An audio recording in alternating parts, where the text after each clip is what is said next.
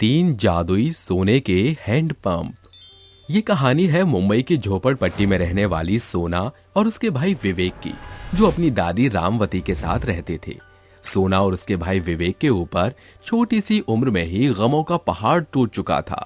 विवेक और सोना के माँ बाप उन्हें बचपन में ही छोड़कर चले गए थे, जिसके बाद से सोना और विवेक अपनी बूढ़ी दादी रामवती के साथ रहते थे। उनकी आर्थिक स्थिति बहुत ही ज्यादा खराब थी। एक दिन की बात है।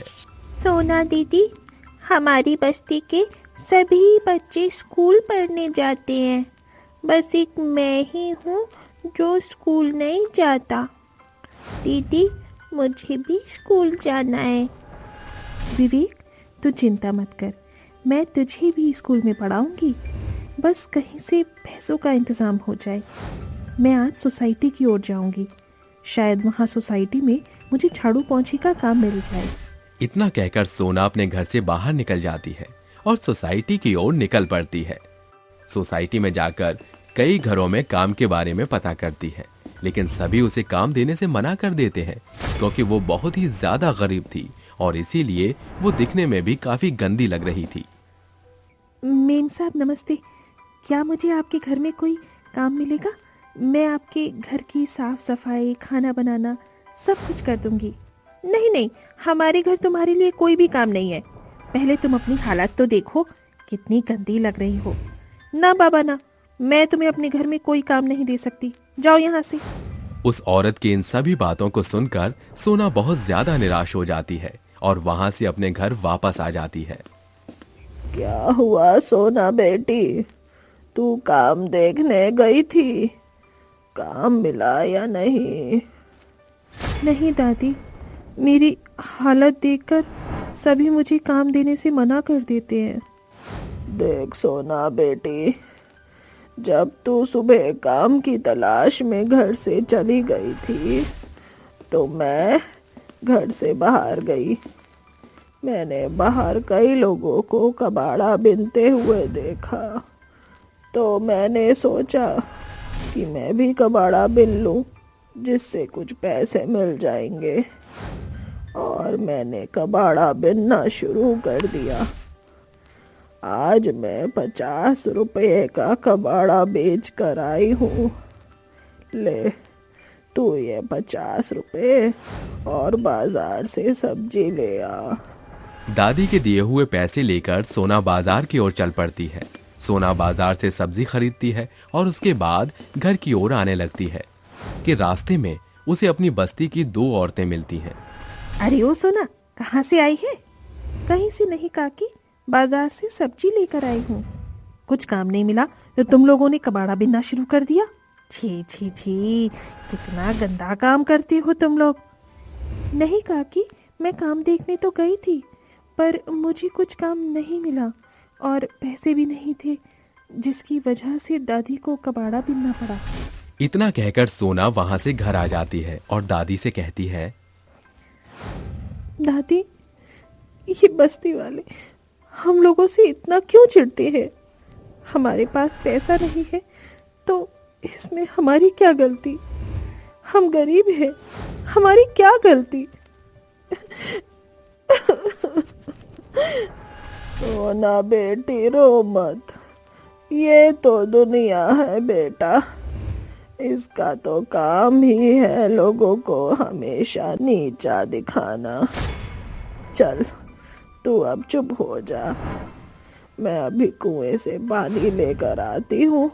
घर में पानी खत्म हो गया है। इतना कहकर दादी पानी की खाली बाल्टियां उठाती हैं और कुएं से पानी लेने चली जाती है। कुएं के पास दादी जब पहुंचती है तो वहां बस्ती की कई औरतें पानी निकाल रही होती हैं। उन औरतों के बाद जब दादी का नंबर आता है तो जैसे ही दादी अपनी बाल्टी कुएं में डालने के लिए हाथ बढ़ाती हैं, वैसे ही गांव की औरतें उन्हें उल्टा सीधा कहने लगती हैं। छी छी छी, कितने गंदे लोग हैं ये लोग कचरा उठाते हैं।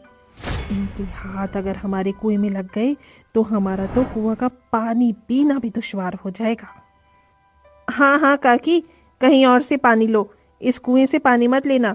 ये कुआं तो बस अच्छे लोगों के लिए है, तुम लोगों के लिए नहीं है। उन औरतों की बातें सुनकर दादी बिना कुछ कहे अपनी बाल्टी उठाकर वहां से बस्ती के दूसरे हैंडपंप पर चली जाती है।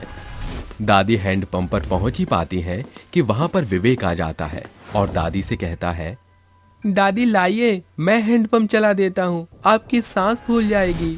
हाँ बेटा, चला दे। और फिर विवेक हैंडपंप चलाने के लिए आगे बढ़ता है कि वहां पर बस्ती का मुखिया आ जाता है, जो उन्हें वहां पानी भरने से साफ साफ मना कर देता है और कहता है, तुम इस हैंडपंप से पानी नहीं ले सकते, ये हैंडपंप हमारा है, जाओ यहाँ से।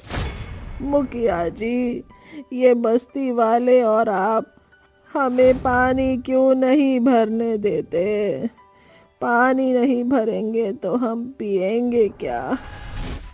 इस बस्ती में एक कुआं और इस हैंडपंप के अलावा कहीं से पानी नहीं मिल सकता है। हे भगवान, अब मैं पानी कहाँ से लाऊं?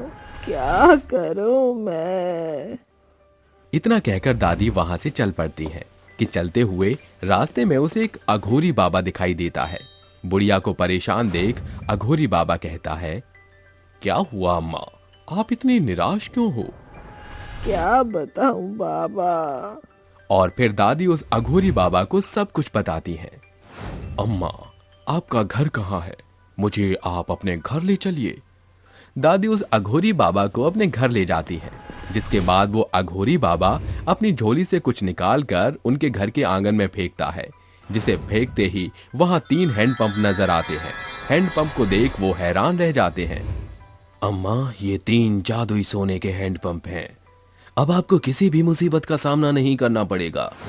एक हैंडपंप से आपको सोने का पानी मिलेगा, तो दूसरे हैंडपंप से सोने के सिक्के निकलेंगे और तीसरे हैंडपंप से सोने के जेवर।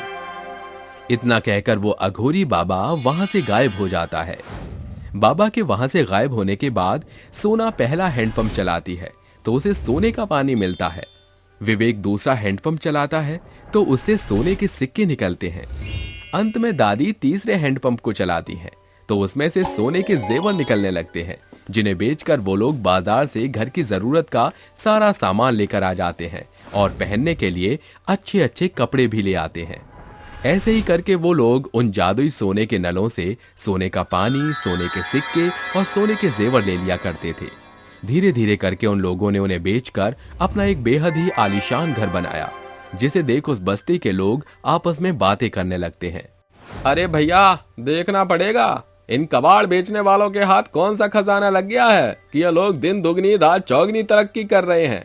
देखो तो जरा, कितना आलीशान इन्होंने घर बनाया है और कितने ठाट बाट से रहते हैं। और फिर वो लोग एक दिन रात में छुपकर उनके घर में झांकने लगते हैं।